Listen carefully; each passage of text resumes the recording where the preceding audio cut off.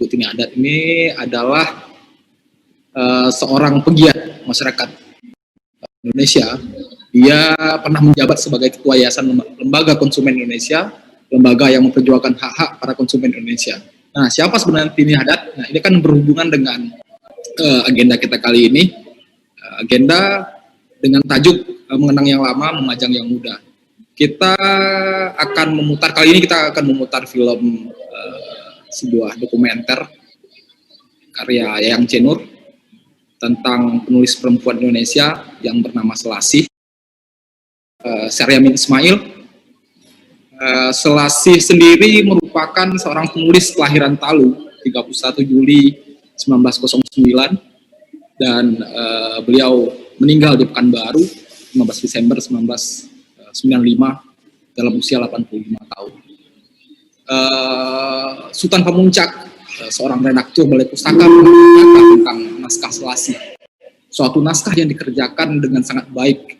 Orang akan membaca tak jemu, makin akhir, makin terpikat. Itu kata Sultan Pamuncak tentang naskah Selasih yang berjudul Kalau Tak Untung yang diterbitkan Balai Pustaka tahun 1933 dan Pengaruh Keadaan yang diterbitkan tahun 1937. Halo Bu Tini. Halo, selamat sore. Berjumpa dengan Ibu Tini. Nah, sebenarnya selain menulis roman atau novel ya, Selasih juga menulis puisi ya Bu ya, dan banyak artikel sekali, banyak sekali artikel yang diterbitkan di berbagai surat kabar dan majalah. Dimulai dengan majalah Syarak pimpinan Rustam Effendi, Rasid Manggis, kemudian di Sunting Melayu ya, ini salah satu koran atau terbitan yang mempublikasikan atau naskah-naskah atau terbitan tentang isu-isu perempuan di Sumatera Barat. Ada bintang India juga, ada di surat kabar Lukisan Dunia gitu. Dan dia juga banyak menulis kaba. Kalau saya tidak salah, saya membaca beberapa kaba. Kaba itu sebuah cerita yang berbahasa Minang, yang bercerita tentang latarnya tentang Minangkabau dan kehidupan keseharian masyarakat Minangkabau. Nah, sebelum kita ngobrol-ngobrol dengan Bu Tini dan teman-teman sekalian juga pasti bertanya siapa sih sebenarnya Bu Tini selain beliau adalah seorang aktivis. Kita putar dulu film Namaku Selasih. Ini salah satu film favorit saya di dokumenter yang digarap oleh Lontar. Kita putar dulu film Namaku Selasih yang dikerjakan oleh sutradarai oleh Yayang Cenur dan naskahnya kalau tidak salah ditulis oleh Ibu Melani Budianta. Oke, kita saksikan dulu ya bersama.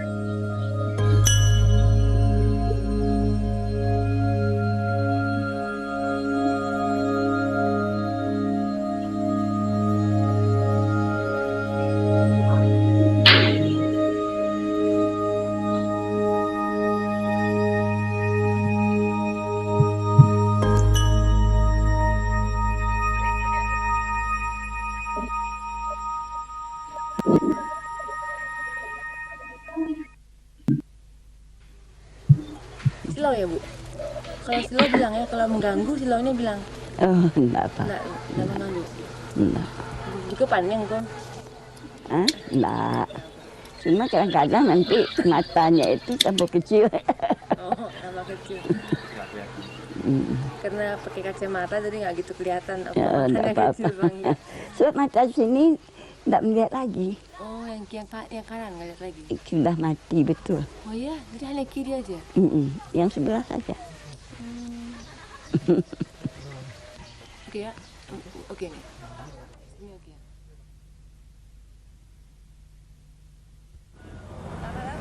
Action.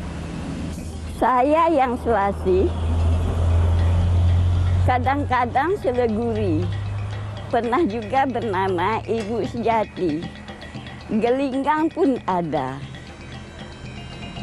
Ada lagi beberapa nama yang lain. Tapi yang sebenarnya nama saya Serianin.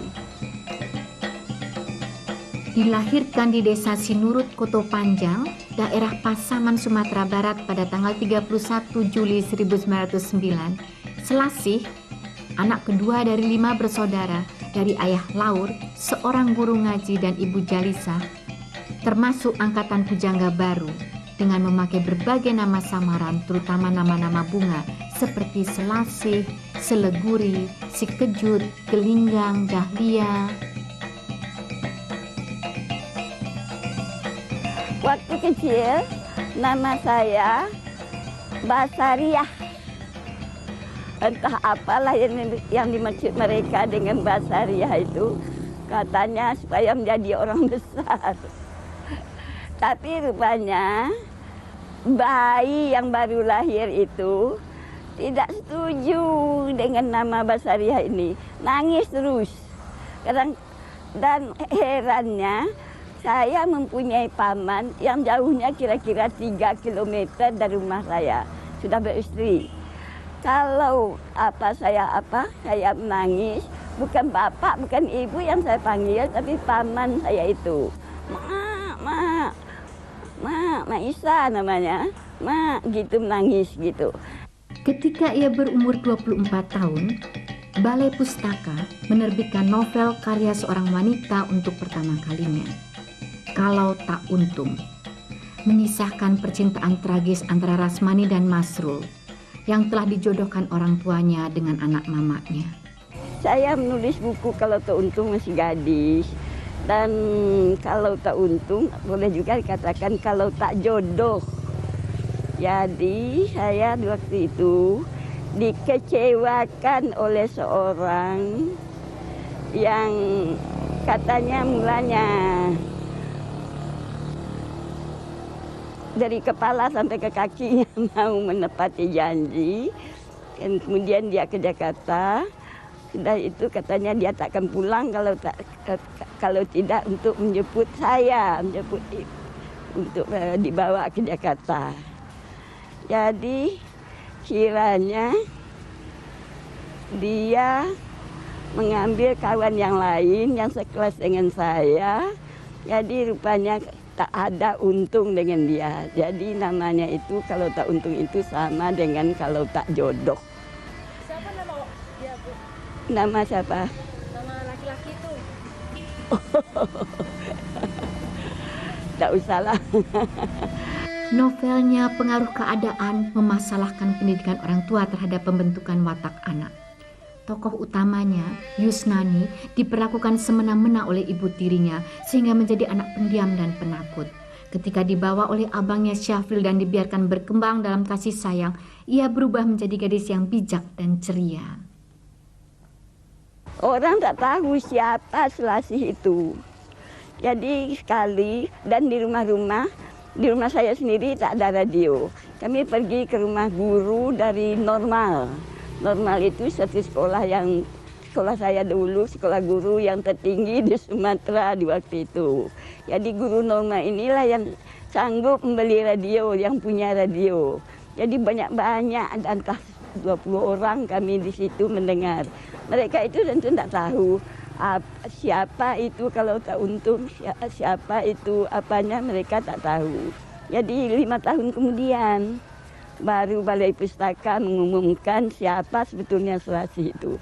Karena waktu itu belum ada orang perempuan yang membuat surat, yang membuat karangan-karangan yang dikeluarkan oleh koran dan majalah begitu. Saya pun merasa takut kalau karangan saya tak dibaca orang atau tak dihargai orang atau bagaimananya. Saya mulai dengan mengarang dengan memakai nama Selasih.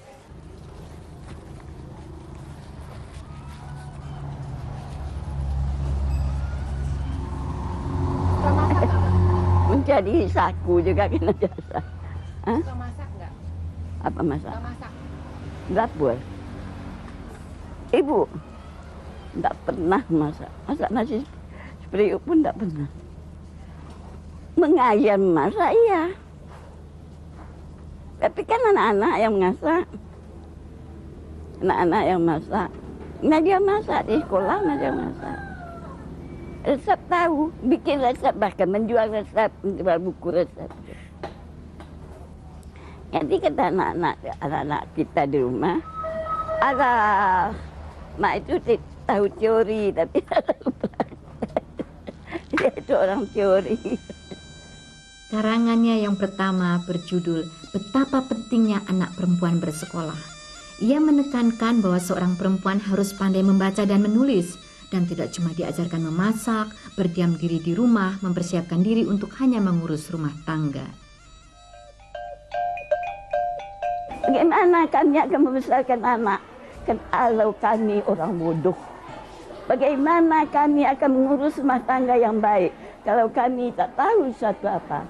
Bagaimana kami akan mengetahui keadaan-keadaan di luar negeri kalau kami tak pandai baca tulis?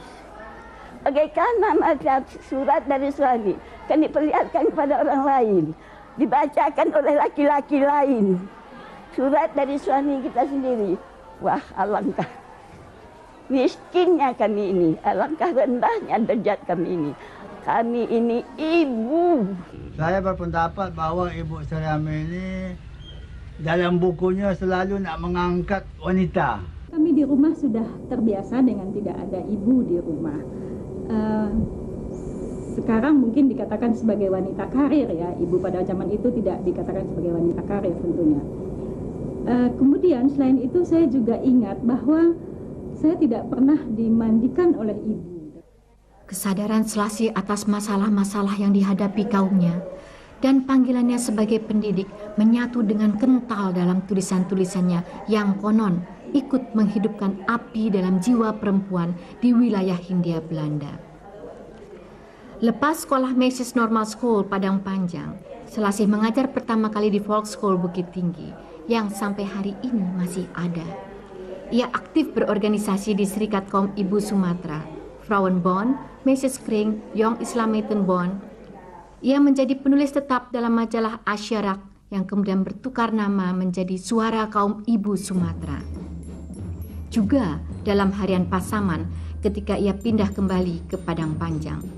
Ia menulis tentang berbagai hal, adat istiadat, resep makanan, masalah-masalah sosial, dan politik. Karangan-karangannya yang kadang memuat kritik yang cukup keras dan pedas menjadi sorotan PID, Badan Pengawas Keamanan.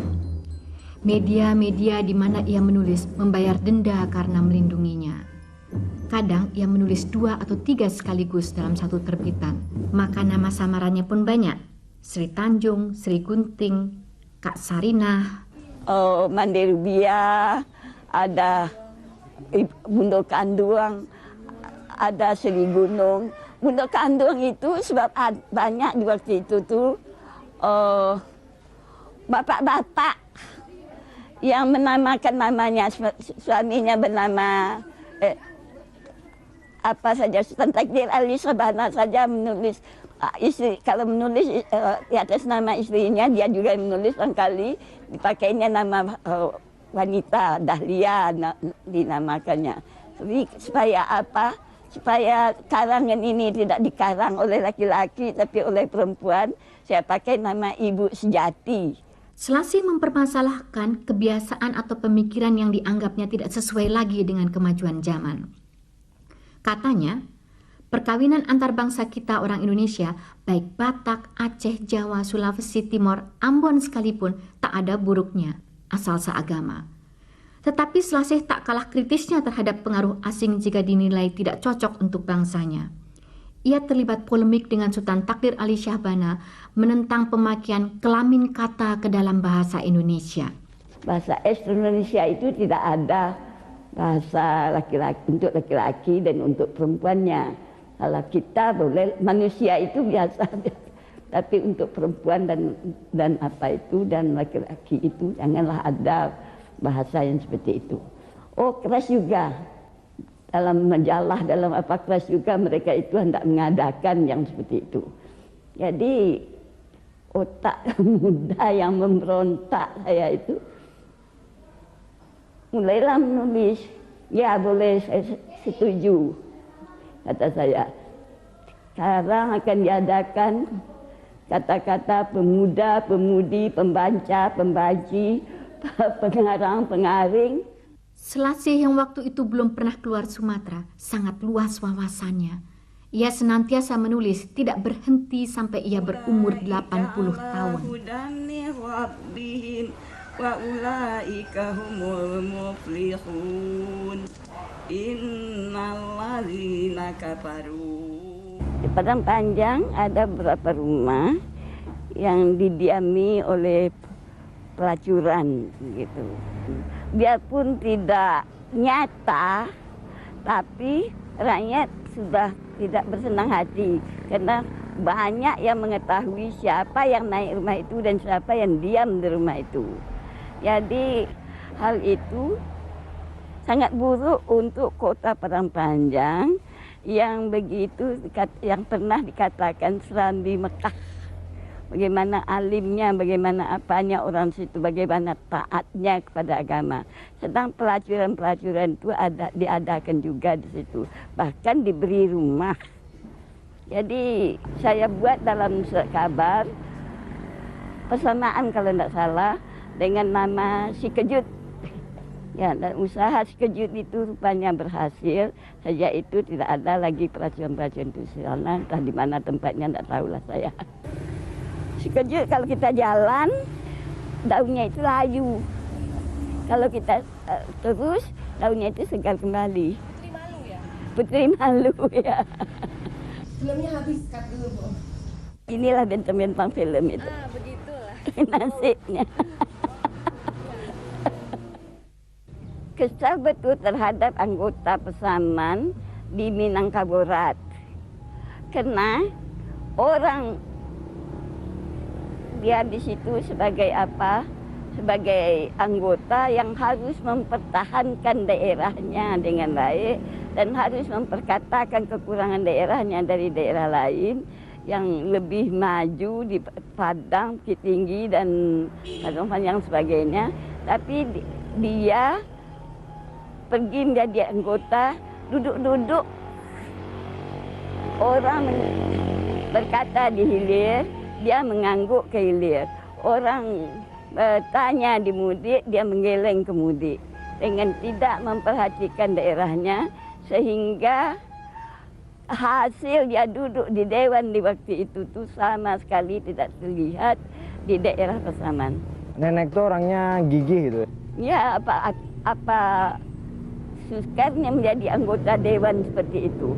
Kelelahannya untuk mengangguk-ngangguk begitu, semua orang pandai.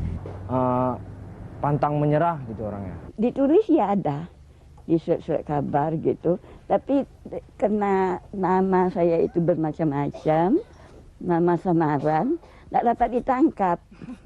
Karena orang yang apa itu memasukkan ke dalam apa itu sering bayar denda mereka itu. Kadang-kadang sampai 9 rupiah di waktu itu. Membayar denda, itu banyak 9 rupiah.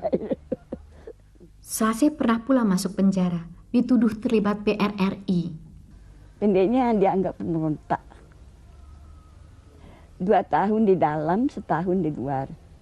Saat itu, suaminya, Ismail, seorang simpatisan yang mensuplai obat-obat kepada para pemberontak. Tapi karena dikenal aktif berorganisasi dan giat menulis mengkritik macam-macam masalah, Selasih mudah disangka ikut terlibat langsung pemberontakan PRRI. Bertemu dengan Bapak, sesudah Bapak membuat surat ke saya mengatakan mak telah menerima dia sebagai untuk menantu. Saya di waktu itu tuh umur 30, belum kawin. 33 ya, belum kawin. Jadi sudah kasihan pula mak ini diketawakan orang di kampung, anaknya seperti tak laku gitu, macam-macam lah. Jadi akhirnya menyerah kepada pilihan ibu saya. Orang ini, Pak Ismail ini, tidak mendekati saya sikit pun tidak. Jadi cinta dan kasih itu dapat nanti kemudian kalau dia baik ya baiklah, kalau dia tak baik putuslah, begitu saja. Selasih lalu mengikuti suaminya pindah dan menetap di Pekanbaru, melahirkan 2 anak mereka, Suryati dan Tini. Perkawinan itu langgeng sampai suaminya meninggal tahun 1981.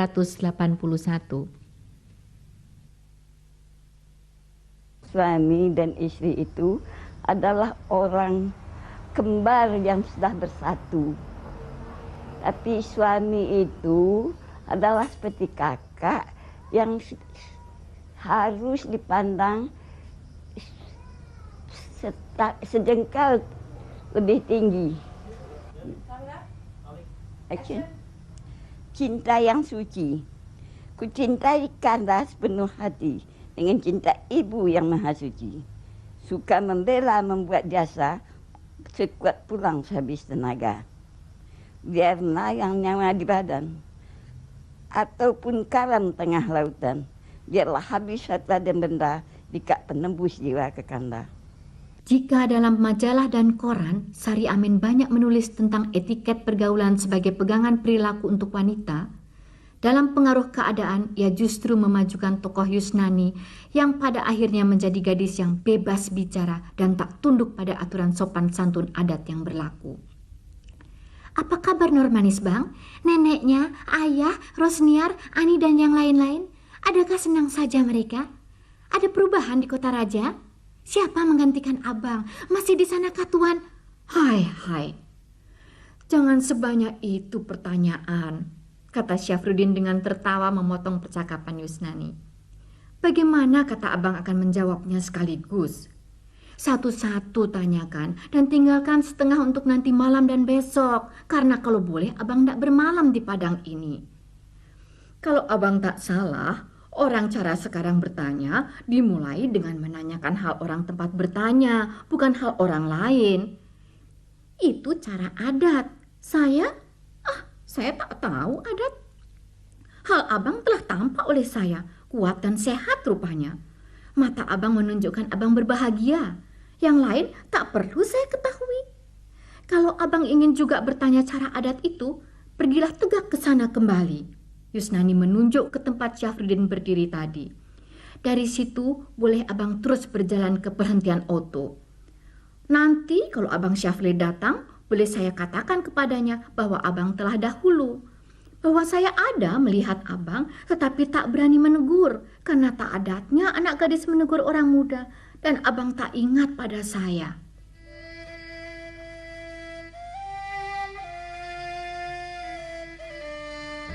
Saya itu orang penghabiskan uang. Suka berjalan ke sana kemari, pemain tenis, pemain catur, pemain bridge. Jadi suka membeli barang-barang itu, suka pergi dengan kawan-kawan, suka traktir ke kawan-kawan dengan yang ramai karena kita orang suka mentraktir kita sekali-sekali, tentu kita harus membalas. Jadi itu memerlukan uang. Kehendak-kehendak itu kan dapat dijual. Karena itu yang saya dapat dari nenek.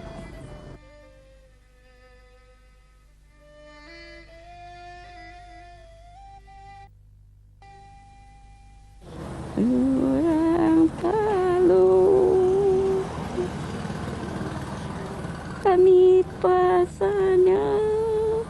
Ya orang Talu sayang, kami de anak, si orang kaya. Jadi saya menamakan diri saya seperti itu, mengingat tumbuh-tumbuhan itu tidak pernah menjadi apalah namanya, jadi tarikan, menarik pada orang, kan tapi berguna juga. Dan saya menganggapkan diri saya itu semoga dapat berguna juga dengan karangan-karangan yang saya tinggalkan apabila saya meninggal nanti. Itulah Selasih dan Seleguri.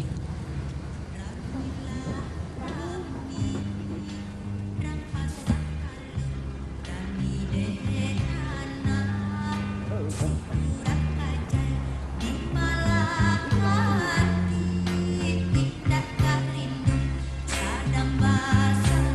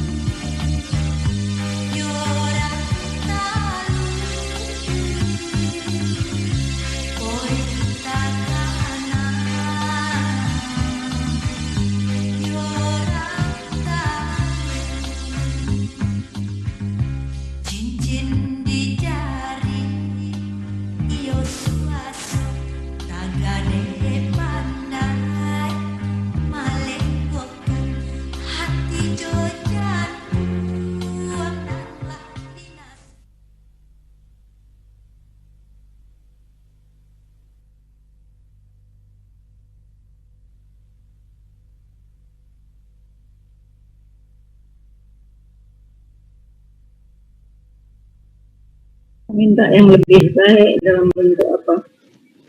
Halo, Bu Tini? Ya, ya, Pak Esa, ya, gimana? Iya Bu, maaf tadi mungkin mudah-mudahan teman-teman atau sahabat di luar mendengar suara yang tidak kita dengar tadi dari video dari sebagian kedengaran. Ya.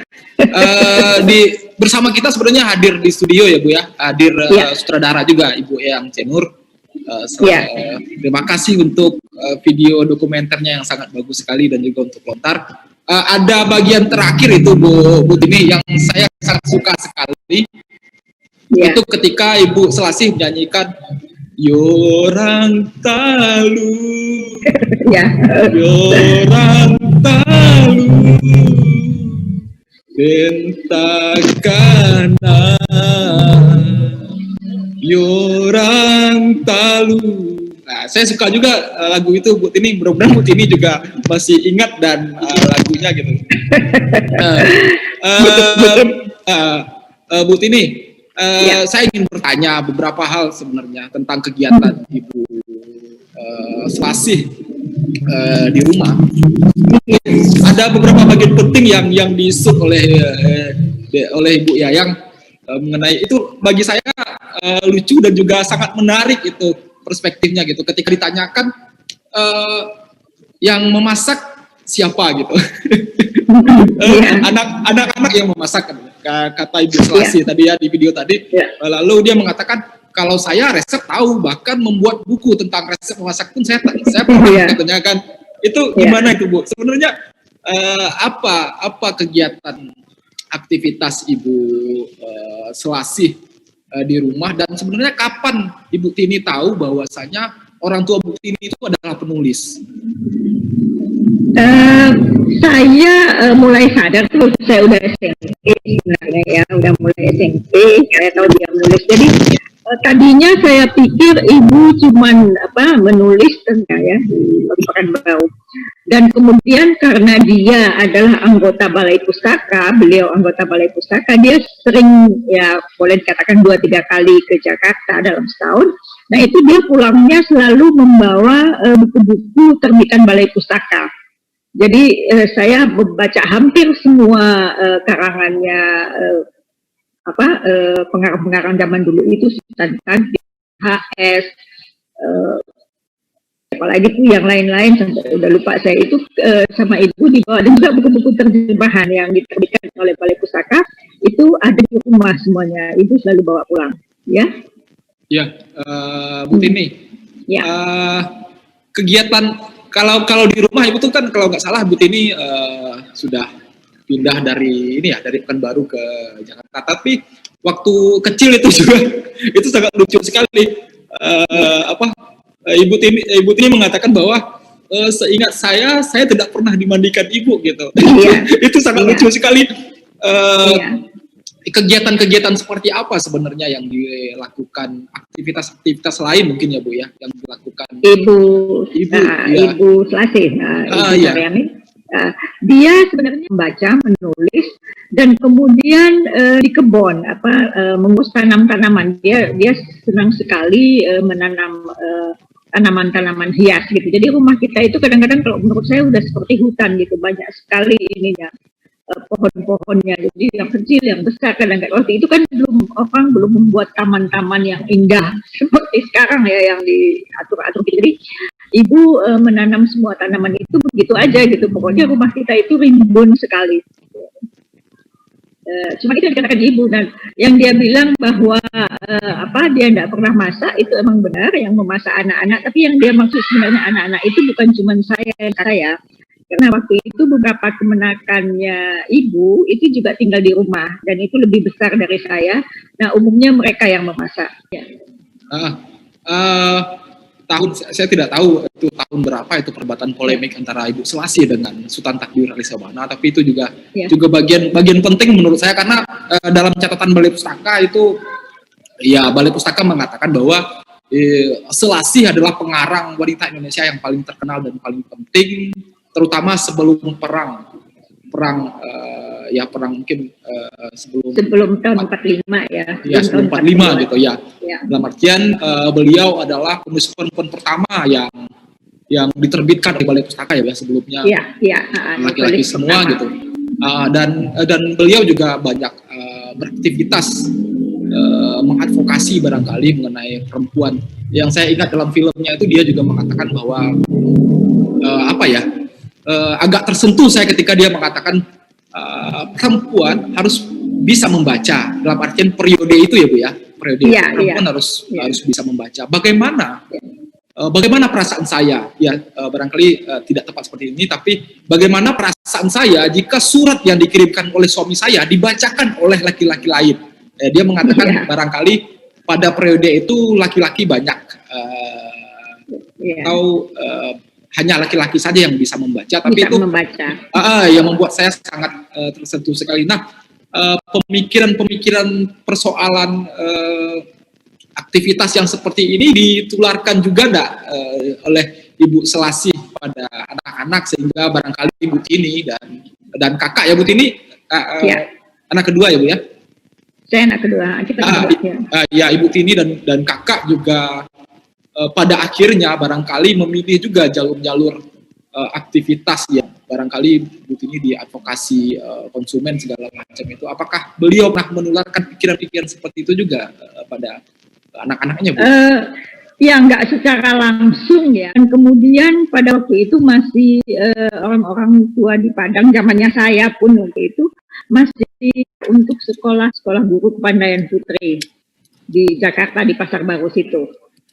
Dan kemudian saya menyusul gitu ya, sekolah di Jakarta waktu masih masih SMA gitu, jadi tidak menunggu sampai kita selesai sekolah menengah atas baru dikirim, enggak, pada waktu kita masih dalam masa-masa puber begitu sudah dikirim ke Jawa oleh ibu.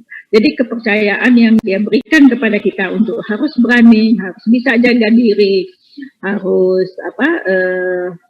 bisa mandiri itu, dalam arti mandiri yang ini ya, yang tidak boleh bermanja-manja di rumah, itu sudah diajarkan dari dulu. Oke, Bu Tini, karena waktu kita terbatas ya Bu ya, saya berterima kasih sekali untuk bincang-bincang ini. Mudah-mudahan nanti Lontar dan Jakten juga bisa menyediakan waktu yang lebih panjang ya Bu ya, buat kita ngobrol-ngobrol memori kita lagi mengenai Ibu Selasih yang menurut saya sangat menarik sekali. Ya, bersama kita sebenarnya hadir Ibu Yayang, tapi instruksi penitia kami berterima kasih sekali Bu Yayang untuk video yang menurut saya sangat keren dan sangat menarik ini gitu. Nah, terima kasih Yayang. Ya, terima kasih sekali gitu. Selasih juga pada waktu menerbitkan novelnya yang berjudul Pengaruh Keadaan tahun 70-an itu menolak untuk merubah model bahasa novelnya dari tahun 30-an itu ke tahun 70-an, karena dia mengatakan bahwa tidak akan bisa mewakilkan ruh cara orang berbahasa, gaya orang berbahasa tahun 30-an itu dengan tahun 70-an gitu. Pernyataan itu sangat bagus juga menurut saya, karena beliau juga guru bahasa Indonesia dan mengajar banyak hal yang lainnya gitu. Dan saya pikir dia juga seorang yang sangat ketat, gigih ya Bu ya, akan mempertahankan model naskahnya gitu ketika diterbitkan ulang. Nah, kita punya dua penulis muda lagi yang videonya akan kita putarkan. Yang pertama juga penulis kelahiran Sumatera Barat sama seperti Ibu Selasih, itu ada Heru Joni Putra, dan yang kedua itu ada Nimade Purnamasari dari Bali. Ini penulis termutakhir kita ya, yang sudah ya Bu Yayang. Kalau saya tambahin aja, mungkin Kak Tini, hai Kak Tini, mungkin hai Yayang, ya, bahwa ibunya tuh suka main tenis, tiap hari main tenis. Oke. Dan dia guru, setelah itu dia nggak peduli rumah, karena suaminya, bapaknya Kak Tini adalah notaris, jadi suami yang begitu. Iya, terima kasih Bu Yayang tambahan informasinya. Mudah-mudahan kita bisa menggali lebih jauh nanti ya Bu Yayang ya, Bu Tini. Nah, sekarang kita putarkan dulu nih video penulis termutakhir kita yang juga menghasilkan karya-karya yang cukup progresif menurut saya. Pertama itu adalah video Heru Joni Putra, ini untuk memperkenalkan ke publik bahwa penulis kita juga cukup, penulis muda kita juga menghadirkan karya-karya yang cukup menarik ya ke sastra Indonesia. Oke, kita saksikan video dari Lontar tentang penulis muda Heru Joni Putra.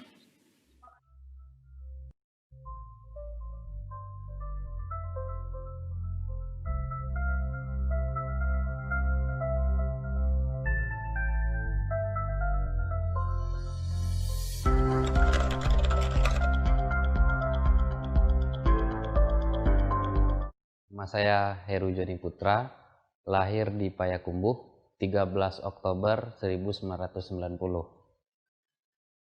Saya S1 di jurusan Sastra Inggris, Fakultas Ilmu Budaya, Universitas Andalas Padang. S2 di Pasca Sarjana Cultural Studies, Universitas Indonesia.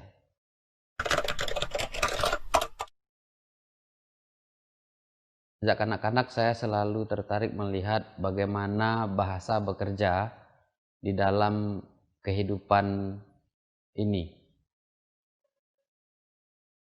Ayah saya seorang wartawan koran lokal, ibu saya ibu rumah tangga. Jadi saya mulai belajar bahasa itu, belajar membaca terutama sebelum masuk taman kanak-kanak. Jadi sebelum masuk taman kanak-kanak saya sudah bisa membaca, dan satu-satunya bacaan itu adalah koran yang dibawa oleh ayah saya pulang kerja. Ya, kemudian berjalan waktu, buku datang pada saya lebih pada sebagai hadiah, ya, hadiah orang tua, dari koran, diksi-diksi yang tidak saya pahami. Kemudian persisnya membaca sastra secara keberlanjutan itu sejak SMP lah, setelah ayah saya meninggal. Kemudian saya tidak dekat lagi dengan dunia sebelumnya, dunia wartawan, dunia apa dan lain sebagainya. Lalu saya punya teman baru, dunia sastra gitu.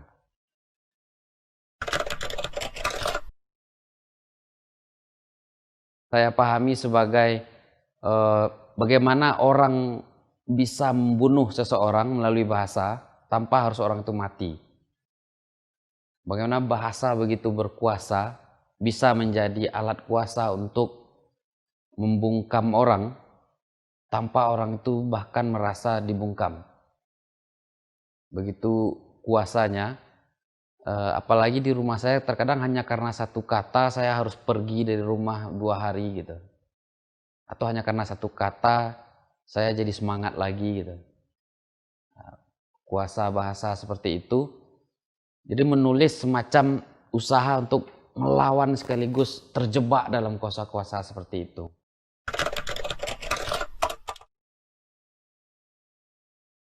Kita tentu saja seringkali menjadi tunduk di bawah kuasa bahasa dan kuasa peristiwa, tapi dengan menulis kita bisa melakukan perlawanan balik kepada dua hal itu.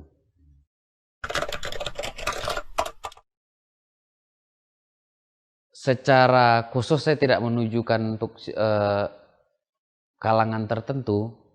Kalau saya seringkali membayangkannya, saya menulis untuk orang-orang yang mau meluangkan waktunya melihat atau memahami bagaimana menjadi manusia yang hidup di negara bangsa seperti Indonesia, yang terjepit di antara tradisionalisme yang terbatas dan modernisme yang tidak selesai.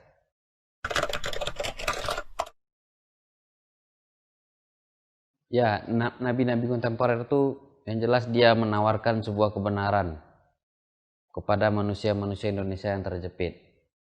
Salah satu kebenarannya tentu saja kebenaran surgawi.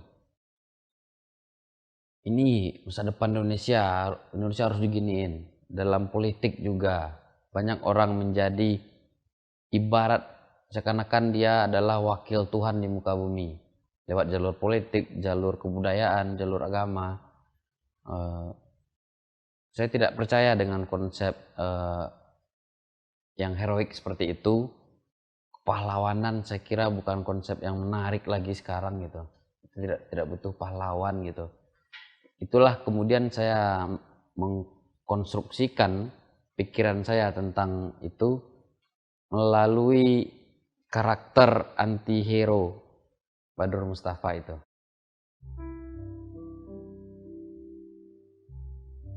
Jenggot Haji Agus Salim. Haji Agus Salim berdiri di depan pintu surga. Jenggotnya menjuntai-juntai ke bumi. Badur Mustafa melompat-lompat, berusaha menggapai jenggot Haji Agus Salim. Tak ada tangga ke surga, jenggot Haji Agus Salim pun jadi, katanya.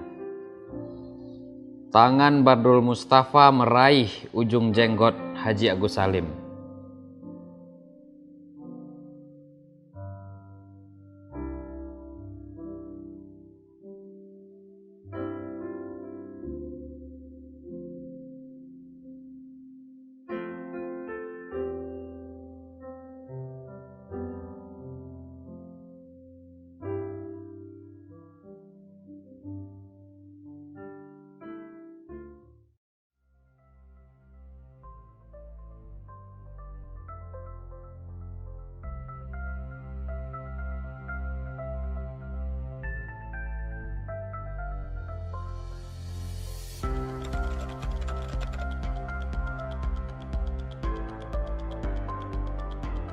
Halo, nama saya Nimade Purnamasari. Saya lahir di Bali 22 Maret 1989. Saya menulis kebanyakan puisi, terakhir mencoba untuk membuat prosa, khususnya novel. Dan saya menamatkan studi di Universitas Indonesia, Magister Manajemen Pembangunan Sosial.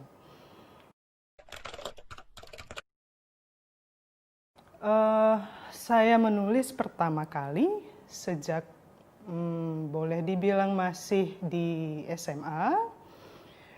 Karya pertama berupa puisi yang bercerita tentang kehidupan saya pribadi. Jadi yang mendorong saya mencipta puisi pertama adalah keinginan untuk bercerita. Apa yang saya alami, apa yang saya rasakan, apa yang saya temui. Dan belakangan dorongan itu mulai tumbuh seiring dengan saya pergi ke berbagai kota, terutama juga tinggal di Jakarta setelah 5 tahun terakhir ini, dan juga mengunjungi daerah-daerah lain dalam berbagai kesempatan. Untuk siapa saya menulis? Pertama mungkin ini jawaban klise. Saya menulis untuk diri saya sendiri, yang mencoba untuk sekali lagi mengisahkan apa yang saya alami dan saya temui. Tapi dalam tahapan berikutnya, saya mencoba memahami bahwa pembaca harus juga mendapatkan satu insight, satu message, satu pesan yang membuat mereka terwakili pikiran mereka, perasaan mereka, satu kenangan mereka juga barangkali. Jadi saya mencoba untuk menulis, untuk merekam banyak memori yang saya temui dari orang-orang yang saya jumpai juga. Dan kepada mereka lah puisi saya ciptakan. Iya, entahlah, saya merasa seperti puisi itu sejalan dengan keinginan kita mencari tahu ya. Saya percaya itu. Dalam beberapa situasi mungkin puisi hampir sama dengan sains. Jadi dia lahir karena proses latihan terus-menerus.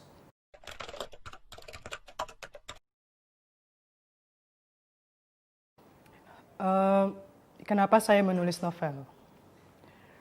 Saya menulis novel Kalamata karena saya menyadari ada beberapa topik dalam puisi yang bisa dikembangkan menjadi narasi lebih luas. Karena karakter puisi kan papat, padat, multitafsir. Sedapat mungkin kalimatnya dibuat ringkas, tapi juga dalam keringkasan itu kita mendapat interpretasi yang beragam atas peristiwa yang dihadirkan penyairnya. Kecenderungan terakhir saya adalah ingin sekali menggarap tema-tema itu menjadi lebih besar, lebih utuh lagi. Bayam Pasar Banjaran. 2 porsi bayam, asin, seperti gerimis pagi hari. Hijau melayu saat tersaji pada piringku. Sejak kapan ia lama dimasak atau dipetik petani umur berapa? Apa peduli waktu? Bagaimana masa muda si lalat mati, hinggap di sela daunnya, gagal menyamar biji jagung dan irisan bawang putih. Apakah maut mau tahu?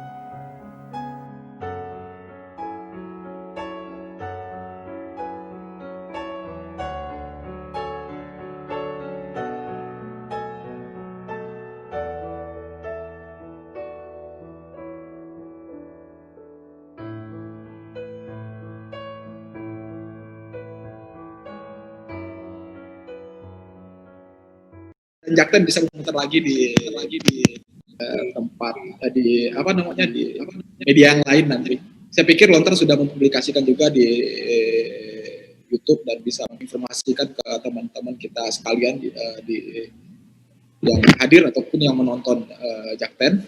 Halo Bu Yayang, gimana kabarnya? Kenapa Bu? Kenapa? Kedengaran. Nah. Oke, lalu Bu Yayang, saya mau tanya-tanya sedikit nih Bu Yayang soal pengalaman mengenai pengambilan film dokumenter Namaku Selasih. Itu 93 ya Bu ya?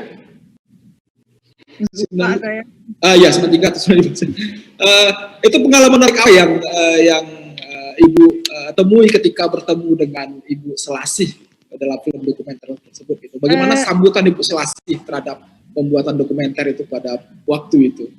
Saya mesti cerita dulu bahwa saya tuh berkawan dengan orang-orang Lontar ya, John, Mas Adila, semua pengurus-pengurus Lontar saya dekat.